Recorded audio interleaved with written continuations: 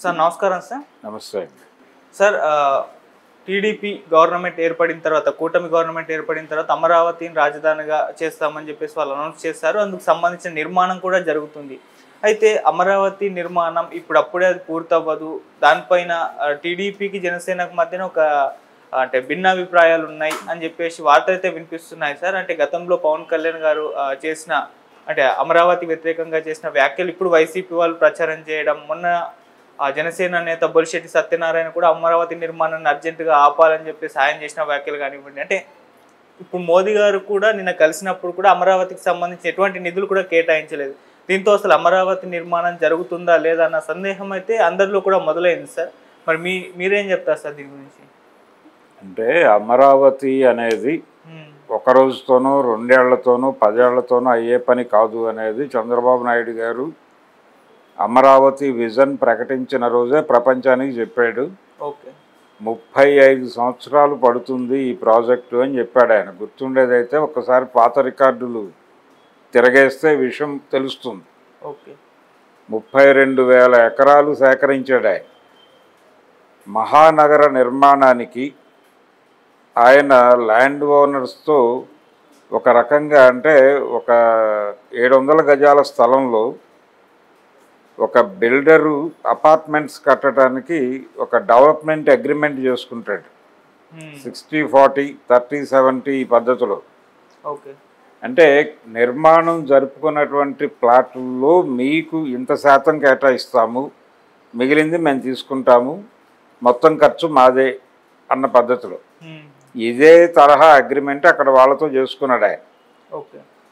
చేసుకుని ఇక్కడ దీని మీద జరిగేటువంటి అభివృద్ధిలో మీకు ఈ షేర్ వస్తుంది అని చెప్పాడు. ఆ షేర్ ఊహించి ఈలోపు కౌలు డబ్బులు ఏదైతే వస్తుందో వాళ్ళకి ఆ డబ్బులు వీళ్ళు ఇచ్చేటట్టు, ప్రభుత్వం ఇచ్చేటట్టు. ఆల్రెడీ కౌలు రైతులే మెజారిటీ వ్యవసాయం చేస్తున్నారు కాబట్టి దానికంటే గవర్నమెంట్ నుంచి నెల 1వ తారీఖు డబ్బులు పడిపోతాయి ట్రెజరీ నుంచి అని ఆశపడి వాళ్ళందరూ పొలాలు చేతిలో పెట్టారు. పెట్టిన తర్వాత అంతా పని అయిపోయింది. నిజానికి మొదట అనుకున్నటువంటి సిఆర్డిఏ పరిధి కంటే కూడా విస్తరించారు. విస్తరించి ఇంకా కొన్ని గ్రామాలను కలిపారు దానిలో. ఇది జరుగుతున్నటువంటి టైంలోనే ఆయన ఒక చిత్రాన్ని విడుదల చేశాడు. ఈ లెవెల్లో ఉండబోతోంది అమరావతి అని. చంద్రబాబుకి ఇది చాలా అలవాటు. ఆయన విజన్ 2020 అని ప్రకటించిన రోజున ఒక వీడియో బయటకి రిలీజ్ అయింది. ఆ వీడియో ఏంటంటే స్వర్ణాంధ్రప్రదేశ్ ఇలా ఉంటుంది అని. దానిలో మెట్రో ట్రైను ఇవన్నీ కూడా ఉంటాయి. ఇలా ఒక ఊహా చిత్రాలను ప్రజల ముందు పంపు చేయటం ద్వారా భవిష్యత్తు మీద ఆశలు కల్పించి వాళ్ళని ఆ ఆశలు తీర్చేది కేవలం చంద్రబాబే అని అనిపింపజేసి ఆ ఆశల కోసం చంద్రబాబు వెనకాల పరిగెట్టేలాగా చేసుకోవటం అనేది ఆయన వ్యూహం. ఇది మొదటి నుంచి చేస్తూనే ఉన్నాడు ఆయన, కొత్త ఏం కాదు. అందులో భాగంగానే అమరావతి 32,000 ఎకరాలు తీసుకున్నాడు. 35 సంవత్సరాలు పడుతుంది నిర్మాణానికి అని చెప్పాడు. ఈరోజు ఆ రోజు కాదు అది. అందుకనే తాత్కాలిక సచివాలయం, తాత్కాలిక హైకోర్టు, తాత్కాలిక శాసనసభ అని చెప్పాడు తప్ప పర్మనెంట్ నిర్మాణాలు కాదు. సిబ్బంది ఉండటానికి కొంత ఎన్టీఆర్ నగర్ తరహా, నెల్లూరులో ఉన్న ఎన్టీఆర్ నగర్ తరహా నిర్మాణాలు కూడా చేపట్టారు కానీ అవి కన్స్ట్రక్షన్లో ఉండగానే ఆగిపోయినాయి. వాళ్ళ ప్రభుత్వం వెళ్ళిపోయింది. అవి ఇప్పుడు అలాగే ఉన్నాయి వేకెంట్గా. వైసీపీకి చెందిన కార్యకర్తలకు అందులో కొన్ని కేటాయించారనేది ఒక విమర్శ ఉంది. ఏది ఏవైనప్పటికీ చంద్రబాబు నాయుడు గారి ప్రోగ్రాము ఒక రోజుతో అయ్యేది కాదు. అమరావతికి సంబంధించి అని అనుకుంటే అమరావతి వెంటనే అయిపోవాలి అని అనటం తప్పు. అమరావతి వెంటనే అయిపోతుందని ఆయన చెప్పాల. అదేదో 2 ఏళ్ల పను, 3 ఏళ్ల పను, 5 ఏళ్ల పను అని చెప్పాల. 35 ఏళ్ల పని. 35 ఏళ్ళు కూడా కాన్స్టెంట్గా తెలుగుదేశం పార్టీని గెలిపిస్తేనే సాధ్యము అనే ఒక మెలిక కూడా ఉంది దానిలో. అందుకని చంద్రబాబు నాయుడు గారు మాస్టర్ ప్లానర్, ఆయన స్కీమర్. ఆ లెవెల్ స్కీమర్లు ఎవరు కనిపించరు మనకు రాజకీయాల్లో, తెలుగు రాజకీయాల్లో. అలా ఆయన ఒక స్కీమ్ వేసాడు. అమరావతి రాజధాని కాదు, అది అమరావతి స్కీమే. ఈ అమరావతి స్కీమ్ గురించి సీరియస్గా పట్టించుకుంటే అది గొడవే. ఎవరైనా సరే ముందు ప్రభుత్వ భవనాలు పర్మనెంట్ నిర్మాణాలు చేసేస్తే ఆ సిబ్బంది వస్తారు అక్కడికి. ఆ వచ్చిన సిబ్బందికి అకామిడేషను, వాళ్ళకి కావలసినటువంటి ఇతర వ్యవహారాలకు సంబంధించిన ఏర్పాట్లు, బార్లు, నైట్ క్లబ్బులు అన్నీ కూడా వాటంతటవి వస్తాయి. ఆ ల్యాండ్ లార్డ్సే వాళ్ళ స్థలాల్లో నిర్మాణాలు జరిపి, లేకపోతే వాళ్ళతో ప్రైవేటు సంస్థలు ఒప్పందాలు కుదుర్చుకుని నిర్మాణాలు జరిపి స్టార్ హోటళ్ళు నిర్మించి వీళ్ళకి ఆ ఎమ్యూనిటీస్ అన్నీ కల్పించి ఒక రాజధాని, ఒక సిటీ డెవలప్ అవుతుంది దానంతట అదే. నువ్వు కేవలం ప్రభుత్వ భవనాలన్నీ అక్కడికి తరలించి నిర్మాణాలు పూర్తి చేసి వాళ్ళకి అప్పచెబితే దానికి ఒక ఫ్లో పెరుగుతుంది. ఎప్పుడైతే జనం రాకడ పెరిగిందో ఆ వచ్చిన ప్రజల అవసరాలు తీర్చడం అనేది వాళ్ళ విధి, అక్కడున్న ప్రజల విధి, అక్కడ ఆస్తులు కలిగిన వాళ్ళ విధి. వాళ్ళు వీళ్ళందరినీ ఫెసిలిటేట్ చేసి వీళ్ళందరికీ ఏం కావాలో అవి చూసి వాళ్ళు 4 డబ్బులు చేసుకుంటారు. అది వదిలిపెట్టేసి అసలు పొలాలన్నీ నాకివ్వండి, నేనేదో చేసి మీ చేతిలో పెడతానని చెప్పడమే దుర్మార్గం. ఓకే, ఆ పని చేసాడు చంద్రబాబు, అయిపోయింది అది. ఇప్పుడు దాని గురించి బాధపడే ప్రయోజనం లేదు. నిజానికి పవన్ కళ్యాణ్ ఆ ఎన్నికల్లో 2019 ఎన్నికల్లో తెలుగుదేశం పార్టీ మీద చేసినటువంటి విమర్శల్లో ప్రధానమైనటువంటిది అమరావతి అనే పేరుతో వీళ్ళు ఒక స్కామ్ చేస్తున్నారు అన్నాడు. అది అంతేకాదు, చాలా అవినీతికి పాల్పడింది తెలుగుదేశం అన్నాడు. లోకేష్ గారు డబ్బు లేకపోతే పనిచేయడం అన్నారు. టేబుల్ మీద ఎంత పెట్టారో చూసి దాన్ని బట్టి మాట్లాడతాడని కూడా పవన్ కళ్యాణ్ మాట్లాడాడు. ఇవన్నీ కూడా విన్నాం మనం. ఎన్నికల్లో ఫలితాలు తేడా రాగానే ఇమ్మీడియట్గా కూటమి అనే మాట మొదట మాట్లాడింది కూడా పవన్ కళ్యాణ్. తిట్టింది ఆయనే, మళ్ళీ హక్కును చేర్చుకుందాం, కలిసి వెళ్దాం రండి అని పిలిచింది ఆయనే. కాబట్టి పవన్ కళ్యాణ్ ఆ రోజున మాట్లాడిన మాటలు ఆయన ప్రతిపక్ష నేతగా మాట్లాడినవి తప్ప కూటమిలో సభ్యుడిగా కాదు. కూటమిలో సభ్యుడిగా ఉన్నాడు అంతకుముందు. ఉన్నప్పుడు రకరకాలుగా చంద్రబాబును కలిసేవాడు ఆయన. ఇక్కడి నుంచి వాళ్ళ ఖర్చుతో విమానం వేయించుకుని వెళ్ళి ఆయన అక్కడ కలిసి వచ్చేవాడు.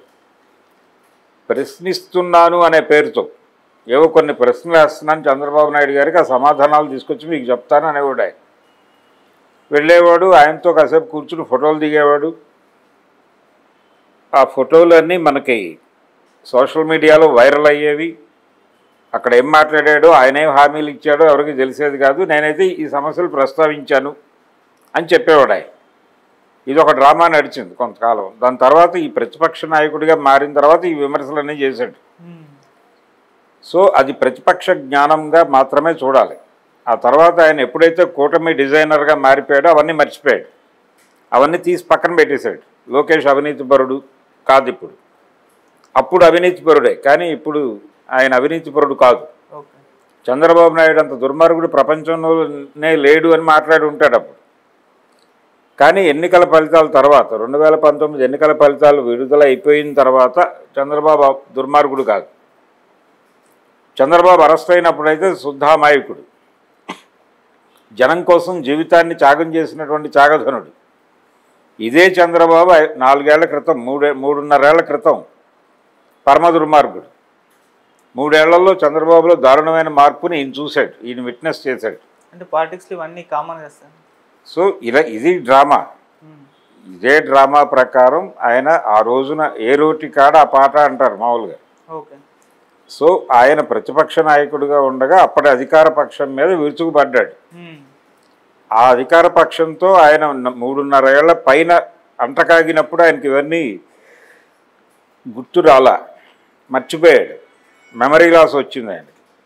ఆ తర్వాత ఎప్పుడైతే ప్రతిపక్షంగా మారిపోయాడో అప్పుడు ఆయనకి ప్రతి కీన్ విషయము కనిపించింది. అంటే మారుమూల విషయాలు కూడా ఆయన దృష్టికి ఎంబోజ్ అయ్యి వచ్చినాయి. అప్పుడు దాడి చేస్తాడు. అయిపోయిన తర్వాత మళ్ళీ కూటమి ఆర్గనైజింగ్ ప్రోగ్రాంలోకి వెళ్ళిపోయాడు. ఆ ప్రోగ్రాంలో బిజీ అయిపోయాడు. జగన్మోహన్ రెడ్డిని టార్గెట్ చేయడం అనే పనిలో బిజీ అయిపోయాడు. ఫైనల్గా ఎన్నికలు వచ్చినాయి. ఈ లోపల కూటమి ఏర్పడింది. చంద్రబాబు ఎన్నిక సందర్భంగా చంద్రబాబు మీద ఎలా ఒత్తిడి పెట్టాలి అనేది అనుకున్నారు. ఈలోపు ఈయనకి కూడా ఉప ముఖ్యమంత్రి పదవి ఇచ్చారు. ఈ విషయాలన్నీ గమనించి చంద్రబాబు గారు ఇప్పుడు ఈయన కూడా ప్రభుత్వంలో భాగస్వామి అయిపోయాడు. ఈ సెటప్లో ఇప్పుడు మాట్లాడే ధోరణి ఇలా ఉంటుంది.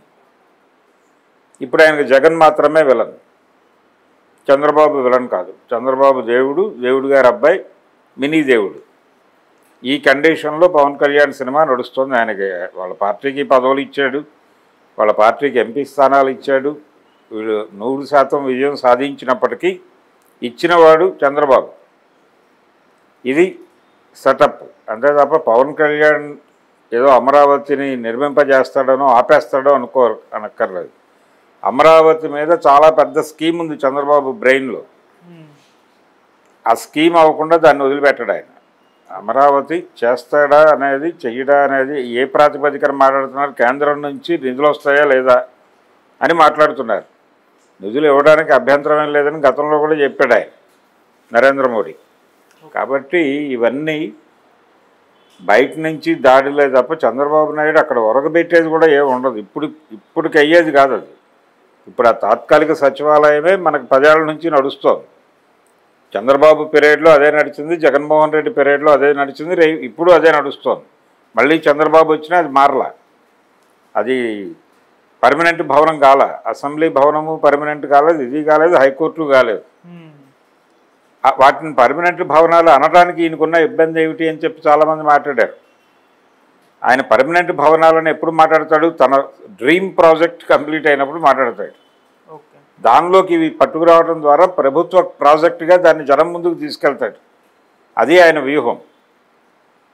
కాబట్టి చంద్రబాబు నాయుడు ఏది చేసినా వ్యాపార కోణం అనేది ఒకటి ఉంటుంది దాని వెనకాల జోడింపై. ఆ ధోరణిలోనే ఆయన ఆలోచిస్తాడు. పవన్ కళ్యాణ్కి ఆయన లిమిటేషన్స్ ఆయనకున్నాయి. ఆ రోజున అలా మాట్లాడాడు, ఈ రోజున అది మాట్లాడటం లేదు ఏమిటి అని ఆశ్చర్యపడటం మీ వంతు. వాళ్ళకి ఆ సంబంధం లేదు. అప్పటి పరిస్థితులను బట్టి ఆ మాట మాట్లాడాను, ఇప్పుడు పరిస్థితులను బట్టి ఇది మాట్లాడుతున్నాను. అప్పటికి అది నిజాయితీ, ఇప్పటికి ఇది నిజాయితీ అని సమాధానం చెప్తే ఆయన ఎదుర్కోవడానికి ఎవరి దగ్గర ఆన్సర్లు లేవు. ఒపీనియన్స్ తరచూ మార్చుకోలేని వాడు పొలిటీషియన్ కానేరడు అన్నాడు గురజాడ అప్పారావు గారు. అట్లా చంద్రబాబు నాయుడు గారు కూడా తరచూ ఒపీనియన్స్ చేంజ్ చేసుకుంటూ ఉంటాడు ప్రతి క్షణం. ఇప్పుడు ఒక ఒపీనియన్ చెప్పి దాన్ని తడి ఆరకముందే ఇంకొక ఒపీనియన్ తద్విరుద్ధమైనది చెప్పగల సమర్థుడే ఆయన. ఇది చంద్రబాబు నాయుడు గారి కెపాసిటీ. అందుకని అమరావతి రాజధాని ఉన్నట్టుగానే ఉంటుంది. అది నిర్మాణం జరుపుకుంటున్నట్టుగా భ్రమ కల్పిస్తాడు ఆయన అద్భుతంగా. ఏదో జరుగుతోంది అనేటువంటి ఒక యాక్టివిటీ మొదలవుతుంది అక్కడ. రోడ్ల కార్యక్రమం ఆల్రెడీ స్టార్ట్ అయింది. అమరావతి యాక్సెస్ రోడ్ల పని మొదలైంది. ఇట్లా చాలా యాక్టివిటీస్ జరుగుతాయి. కొత్త నిర్మాణాలు వస్తాయి అక్కడ. కొంచెం టూరిజం డెవలప్మెంట్ కార్యక్రమం లాంటిది ఉందని చెప్తాడు. అంటే ఇప్పుడు వీళ్ళు రాజధాని అనుకున్నటువంటి ప్రాంతానికి ఒరిజినల్ అమరావతికి మధ్య గ్యాప్ ఉంది. ఆ గ్యాప్ ఫిల్ చేసేటువంటి ప్రయత్నం చేస్తాడు. చేయడం ద్వారా దాన్ని ప్రపంచంతో అనుసంధానం చేయడానికి, యాక్సెస్ ఇవ్వడానికి ఏమేం చేయాలో అవి చేస్తాడు. అంతవరకే. మిగిలిన గొడవ అంతా తర్వాతే. గెలిపిస్తే చేస్తాడు ఆయన మళ్ళీ. కాబట్టి అమరావతిని షిఫ్ట్ చేయటమో లేకపోతే మరో డైలాగ్ చెప్పడం దానిలో ఆ పని చేయడు ఆయన. అసలు ఆయన పట్టించుకోడు అన్నట్టు మారుతున్నారు కానీ లేదు, అది నడుస్తుంది ముందుకు. ఆయన ప్రయోజనాల మేరకు నడుస్తుంది. ఆయన ప్రయోజనాల మేరకు ఆయన టైం టేబుల్ ప్రకారం నడుస్తుంది. వీళ్ళ టైం టేబుల్ ప్రకారం ఆయన నడవడు. ఆయన టైం టేబుల్ ప్రకారమే అది నడుస్తుంది. ఒకప్పుడు పోలవరం కేంద్రం చూసుకోనక్కర్లేదు, నేనే చూసుకుంటాను అని చెప్పిన చంద్రబాబు పోలవరాన్ని కేంద్రం పట్టించుకోవట్లేదని మాట మార్చి మళ్ళీ తిట్టాడు కదా.